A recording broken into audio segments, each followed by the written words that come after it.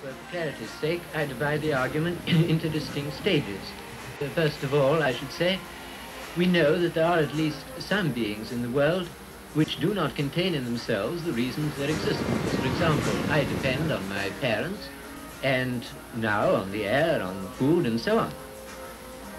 Now, secondly, the world is simply the real or imagined totality or aggregate of individual objects, none of which contain in themselves alone the reason of their existence. There isn't any world distinct from the objects which form it, any more than the human race is something apart from the members.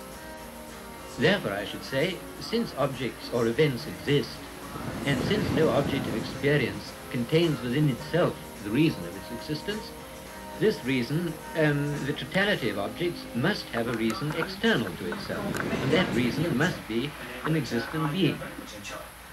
Well, this being is either itself the reason for its own existence, or it is not. If it is, well and good. If not, then we must proceed further. But if we proceed to infinity in that sense, then there's no explanation of existence at all. So, I should say, in order to explain existence, we must come to a being which contains within itself the reason for its own existence, that is to say, which cannot not exist. This raises a great many points, and it's not altogether easy to know where to begin. But I think that perhaps in answering your argument, the best point at which to begin is the question of a necessary being. The word necessary, I should maintain, can only be applied significantly to propositions, and in fact only to such as are analytic, that is to say, such as it is self-contradictory to deny. I could only admit a necessary being if there were a being whose existence it is self-contradictory to deny.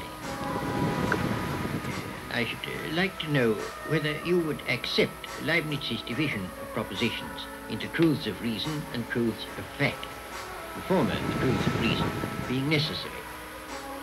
I certainly should not subscribe to what seems to be Leibniz's idea of truths and reason and truths of fact, since it would appear that for him there are in the long run only analytic propositions.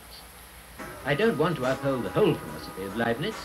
I have made use of his argument from contingent and necessary being, basing the argument on the principle of sufficient reason, simply because it seems to me a brief and clear formulation of what is, in my opinion, the fundamental metaphysical argument for God's existence.